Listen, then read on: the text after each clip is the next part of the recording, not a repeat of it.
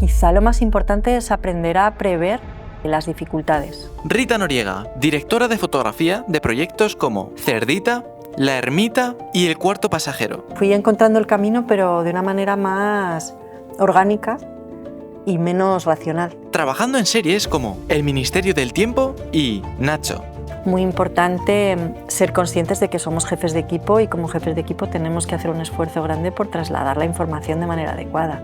Una conversación donde se profundiza en la preproducción como proceso creativo, cómo un corto puede cambiarte la vida y muchos temas más. Hay veces que como director de foto ruedas cosas en las que tu trabajo y el resultado ha sido muy bueno, pero como no han funcionado a nivel de público, hay muy poca gente que las haya visto y no te hacen altavoz, ¿no? Y sin embargo Cerdita, pues sí. Pues pasamos al apartado de series, si te parece, y quiero preguntarte ¿cómo ha sido tu experiencia trabajando en series como El Ministerio del Tiempo o Nacho? Son dos series súper distintas en realidad. El Ministerio del Tiempo fue súper divertida y además fue mi primera serie, mi primer proyecto de ficción así como más largo, más grande. Y era fantástico porque, claro, en un mismo proyecto viajabas a diferentes épocas y entonces podías hacer planteamientos estéticos radicalmente distintos, ¿no? Entonces era como súper guay, súper divertido. Y era una serie que yo arrancaba, yo realmente empecé a hacer la foto de esa serie en la tercera temporada. Había trabajado en la primera y la segunda temporada haciendo segundas unidades, etcétera, pero venía con la herencia del planteamiento de otro director de fotografía que era Unax. Entonces eso también me parecía un ejercicio chulo, ¿no? Como heredar una propuesta y unos decorados que ya estaban planteados a muchos niveles y a partir de ahí recoger tú y hacer una propuesta, ¿no? Que es verdad que nadie te marcaba, o sea, en el Ministerio del Tiempo había desde luego una estética general marcada, pero nadie te decía, ¿no? Como por dónde tenías que caminar en cada episodio, sobre todo además porque como eran tan distintos unos de otros, cabía el que hicieras una propuesta en cada uno diferente, ¿no? Entonces, bueno, eso también es divertido, ¿eh? Trabajar cuando llegas a un proyecto empezado, que ha empezado un compañero, es una vez más lo que hablábamos antes, que es interesante ver cómo trabajan otros compañeros, ¿no? Entonces, cuando llegas a una serie que la propuesta es de otra persona, también ves, ¿no? Entras en los decorados y ves cómo plantea la luz un compañero y eso siempre se aprende de eso muchísimo. Qué guay. Y cuando tú te enfrentas a una situación de estas en la que ya está empezado, ¿cómo te pasan esa información de estilo visual que tienes que seguir? Pues a mí, mi experiencia es que no me han pasado esa información. Genial. Mi experiencia es que esa información la he pedido y a veces me ha llegado un poco más elaborada y otras veces ha sido como de, pues mírate la serie y ahí está, ¿no? O date un paseo por los decorados con el gaffer y que te cuente, ¿no? Sin embargo, cuando yo he estado al revés, he estado arrancando un proyecto y han venido otros dires de foto, yo le he pasado un dossier, me he sentado con él, le he contado, ¿no? Entonces, supongo que depende de cómo sea cada uno, ¿no? O sea, a mí en realidad tampoco ni me han marcado mucho, que por un lado está bien, ni tampoco me han contado así como, no me han pasado el testigo así como de una manera muy elaborada. Ya. ¿Y qué diferencias ves entre trabajar en series y en películas? Para mí la principal diferencia es el control que tú tienes sobre el proyecto en conjunto. Es decir, el formato de una película es un formato más abarcable y más controlable en el sentido de que pues, son, no sé, 6, 7, 8, 10 semanas de rodaje que tú preparas antes de empezar y luego ruedas, ¿no? Y es, bueno, pues más o menos difícil sostener una propuesta creativa que tú has hecho en una serie. Mi experiencia es que por ser un formato más difícil de abarcar y porque normalmente no tienes toda la serie preparada antes de empezar a rodarla, porque pues en general muchas veces es inviable, en algún punto de ese proceso empiezas a perder el control y de repente pues hay localizaciones en las que entras y no has tenido el tiempo de hacer una localización artística y una técnica, sino que de repente llegas a localizar el día antes y acabas rodando al día siguiente. O sea, como que en algún momento como que la rueda te come y de alguna manera eso implica que pierdes el control creativo en parte. En las series que yo he hecho, esa es mi experiencia. Ya. Y cuando tú tienes un proyecto muy largo, incluyendo también película, me parece, ¿cómo haces para conseguir que haya una consistencia visual a lo largo de toda la película o la serie? Pues yo hago mucho trabajo de preparación en casa, es decir, una película, por ejemplo, claro, tú de repente en una jornada, porque aglutinas localizaciones, igual estás rodando la secuencia 5 y la secuencia 85, ¿no? Y en la propuesta visual que tú has hecho de un proyecto muchas veces hay una evolución estética a lo largo de la peli, ya sea de una evolución a nivel de luz, una evolución a nivel de el tratamiento visual que haces de los personajes y como, yo qué sé, a nivel de focales planteas el abordar a un determinado personaje u otro y ahí has planteado una evolución que no es la misma en la secuencia 5 que en la 85. Entonces yo lo que hago ahí es intentar tener muy presente porque tengo los documentos que me lo recuerdan, cuál es la propuesta, ¿no? O sea, yo tengo una escaleta cronológica en la que pinto de alguna manera y anoto cuáles van a ser las evoluciones tanto a nivel de cámara, de focales, o sea, de cámara me refiero a de cómo se mueve la cámara, de qué tipo de focales uso, alturas de cámara, color, aproximación hacia un personaje, etcétera. Todo eso lo tengo como de alguna manera visualizado en la escaleta cronológica y luego aparte yo el guión para mí es un documento de trabajo en el que desgrano todo eso, con lo cual cuando estoy en esa jornada rodando la secuencia 5 y la 85 yo tengo de alguna manera mi recordatorio continuo de dónde vengo y a dónde voy, ¿no? Por ejemplo, según voy rodando la peli, al DIT le pido stills, le pido como unas hojas de contacto con los stills de cada secuencia y los voy metiendo en ese guión, de manera que cuando tú vas avanzando en el rodaje, en una visual tienes muy claro de qué vienes en la secuencia anterior y a dónde vas, ¿no? Si las has rodado, claro, si no lo que tienes claro son las referencias o las notas que hayas tomado. Y a mí eso me sirve mucho de guía para no perderme, ¿no? O sea, que para mí es muy importante, sobre todo por eso, porque es que hay días que son un Frankenstein de secuencias, ¿no? En muchas ocasiones. Ya. Y hablando sobre eso, ¿tú qué herramientas utilizas en set? Herramientas... ¿Como el guión este? ¿Utilizas algo más? Yo sobre todo llevo en un iPad o en el ordenador o en el móvil el guión, que lo tengo subido a la nube y que es como mi principal documento, ¿no? Donde tengo pues un poco el resumen de toda la propuesta. Luego a veces llevo a mano el dossier porque el dossier incluye referencias y lo que pasa es que normalmente lo que hago es que una vez el dossier está completado, esas referencias las traslado al guión y las tengo, ¿no?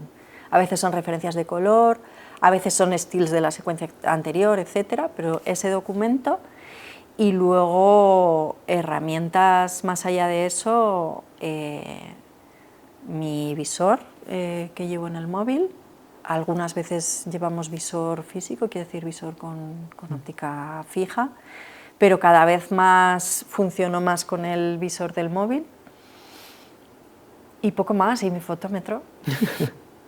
Qué guay. Y hablando un poquito sobre el tema de las series, ¿tú has tenido la oportunidad de hacer alguna diaria? No, nunca he hecho ninguna serie diaria. Vale. Me llama mucha atención, no sé cómo diferentes son las series, ¿no? Pero por lo que me has dicho antes, yo creo que también sabe un poco, y es cómo es ese proceso de preproducción de secuencias durante el rodaje. Me refiero, cuando tú dices que te atropella la rueda, entiendo que tienes que tener ya unos conceptos muy afianzados y una seguridad o una intuición que te haga poder tener unos resultados buenos muy rápido, ¿no? Sí, o sea, es verdad que cuanta más experiencia tienes, más capaz eres de funcionar así, ¿no? Como improvisando, por así decirlo. No es lo soñado ni lo deseado nunca, porque de hecho a mí me gusta, supongo que depende de, o sea, tengo compañeros que funcionan mejor en la improvisación, ¿no? A mí me gusta más reflexionar las cosas, pero es verdad que cuanta más experiencia vas sumando te das cuenta de que eres más capaz de improvisar. Pero bueno, yo también he desarrollado como formas de, o sea, que me he visto muchas veces localizando un día a las 8 de la tarde una cosa que voy a rodar al día siguiente sin tener apenas preproducción de eso ni nada, y bueno, pues al final te das cuenta de que la experiencia suma mucho, ¿no? O sea, que al final estás, yo qué sé, localizando un exterior noche en el que ves 3 calles y tienes que marcar un montón de cosas y de repente, pues a mí... esto me pasa hace 10 años y bueno, pues es una situación como muy estresante. Ahora pues la he vivido muchas veces y más o menos vas salvando, ¿no? O sea, pues quizá no hagas como la secuencia más brillante de tu vida, pero desde luego sabes resolverla técnicamente, ¿no? Y No sé si te he respondido a la pregunta. sí, yo creo que sí. Y para terminar con esta parte de las series, ¿qué limitaciones te sueles encontrar en una serie?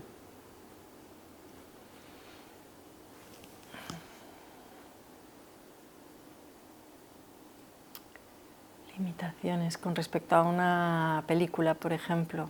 Por ejemplo, quizás de tiempo o...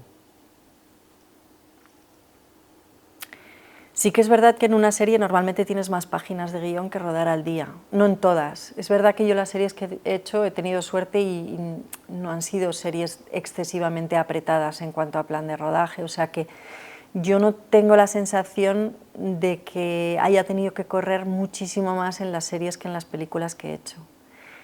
Quizá un poco, pero no una cosa como para que te cambie el planteamiento a nivel fotográfico, o sea, no para que no puedas hacer determinadas cosas.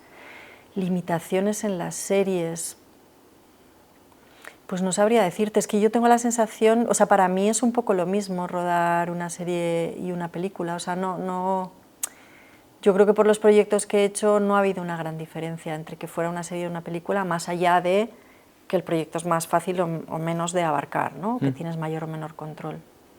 Ok. Y antes, llevo con una pregunta en la cabeza, desde que has dicho lo de que cuando has mencionado que ve con el gaffer por los sets y que te vaya diciendo. Y es, ¿cuándo eliges a tu equipo y cuándo no? ¿Cuándo te lo imponen? ¿Y cómo cambia eso, el resultado o el proceso? La noche y el día. Es importantísimo poder elegir a tu equipo y es curioso, pues es una cosa que no siempre pasa y no es tan obvio para muchos productores. Para mí, quizá la persona clave y más fundamental es el gaffer, más incluso que los operadores de cámara, porque realmente dependes más de él. O sea, al final con un operador de cámara estás en set y eres más capaz de tener un control más cercano, ¿no? de la cámara. Pero con un gaffer es que te pones en sus manos, porque al final hay toda una parte del proceso de la trastienda que tú no estás viendo, ¿no? Entonces, poder elegir a tu equipo es fundamental y el cambio, o sea, yo he tenido experiencias fantásticas con gaffers y experiencias muy malas también, con no entenderte con alguien o alguien que no está funcionando bien o que no se está organizando bien o que no está cumpliendo bien los tiempos, etcétera, ¿no? Entonces te cambia mucho porque te cambia lo que puedes hacer, básicamente. O sea, te cambia ponerte el listón aquí arriba o tenértelo que poner aquí porque por unas cosas o por otras no vas a poder llegar aquí arriba, ¿no? O sea, porque no te da tiempo, ¿no? Te cambia incluso el tener que plantear esquemas de luz más sencillos porque sabes que no vas a poder afinar más allá de eso, ¿no? Entonces, cuando te pasa eso, es una putada, realmente. Yeah. Más allá del factor humano, que pues, siempre es más agradable trabajar con alguien con quien te entiendas. Eso no quiere decir, yo algunas veces he trabajado, o sea, quiero decir, a veces tienes gratas sorpresas y unos descubrimientos fantásticos, pero por lo general es importante embarcarte en los proyectos teniendo una confianza muy grande con quien estás trabajando, ¿no? Y esa confianza la vas desarrollando poco a poco, ¿no? Claro, pero el problema no es por capacidades, ¿no? El problema es por confianza y por relación. A veces es por capacidades. O sea, sí. Sí, pues al final pues sí, hay gente que funciona mejor y gente que funciona peor. Entonces sí, pues a veces es pues porque la persona con la que estás trabajando pues igual todavía no está preparada para ese proyecto, otras veces es porque no te estás entendiendo a nivel personal, ¿no? Como a nivel, pues como, que al final es un trabajo en equipo, es importante que haya una buena comunicación, a veces pues la comunicación no fluye bien, ¿no? Por mucho que quieras. Y bueno, pues cuando te pasa eso, pues haces lo que puedes. Entiendo que también, o sea, quiero decir que esto es en las dos direcciones, ¿no? O sea, que esa frustración que yo tengo también probablemente le pase a una persona que no se está entendiendo conmigo, ¿no? Como jefa de equipo, o sea, que pues lo normal cuando trabajas en equipo, hay gente con la que te entiendes y gente con la que no. Pero sí, me ha pasado pues equipos pues que no estén bien organizados o que pues que de repente pues el jefe de equipo, ya sea el gaffer o el operador de cámara, no esté trasladando bien la información al resto del equipo y entonces pues la cosa no esté funcionando muy fina, ¿no? O sea, yo intento hacer un esfuerzo grande en hacer una buena transmisión de la información, que me parece importantísimo, ¿no? O sea, que tanto el equipo de cámara como el de luces sepa a dónde vamos, qué vamos a necesitar, etcétera, es una cosa que yo tengo presente más allá de mi trabajo creativo. O sea, que me parece muy importante ser conscientes de que somos jefes de equipo y como jefes de equipo tenemos que hacer un esfuerzo grande por trasladar la información de manera adecuada. Entonces yo intento, eso sí que es una cosa que me lleva mucho tiempo y mucho trabajo hacer, pero que me parece fundamental. O sea, que lleguemos al set y que los ayudantes de cámara sepan de qué va a ir la jornada y que estén preparados para ello, me parece fundamental. O sea, para ir rápido y para no estar, bueno, pues no estar perdiendo el tiempo, ¿no? Me parece muy interesante, porque esto es un dilema que yo tengo mucho, y es, ¿hasta qué punto debes, o sea, me refiero, qué debes delegar en tu equipo y qué no? Me refiero. Yo creo que hay dos variantes, ¿no? Y es una en la que quizás es un poco más militar, en la que el director de foto es la persona creativa y delega todo lo técnico en su equipo. Y después está la otra vía en la que no. El director de foto, pues, es creativo técnico y también al gaffer le explica las cosas creativas y demás. ¿Tú cómo ves eso? Yo veo más la segunda opción que planteas. O sea, porque al final aportes creativos puede haber desde muchos lugares. Es decir, un foquista puede hacer un aporte narrativo y creativo interesante a una peli, pero también el que un foquista sepa cuál es tu intención de narrar con el foco o cuál es tu planteamiento a nivel del trabajo de desenfoque de los fondos, que lo sepa, te ayuda a que cuando tú estás, no sé, con un jardín gigante de cosas que te están pasando, que no sé qué, que llueve, que los eléctricos no llegan, que el camión se ha estropeado, que tal, no sé qué, las típicas cosas que pasan en un rodaje, y de repente estás en el set y vas a rodar y le dices, no sé, cierra un stop y te dice, oye Rita, pero es que nos habías dicho que no ibas a subir nunca de 2.8, y es como de, ay, gracias, pon un N3 y no cierra un stop, ¿no? O sea, quiero decir que es importante que también ellos sepan cuál es tu intención, ¿no? Y yo, de hecho, se la traslada a todo el equipo. Lo mismo con los operadores de cámara. Para mí un operador de cámara es una figura fundamental, ¿no? Y desde luego hay una propuesta por mi parte en la que les traslado toda la información y soy muy machacona con cuál es la intención, etcétera, y cuál es la propuesta a todos los niveles que tienen que ver con cámara, pero luego también espero de ellos, y es así como funcionamos en equipo, que ellos también sean los garantes de que eso que yo he planteado se cumpla, ¿no?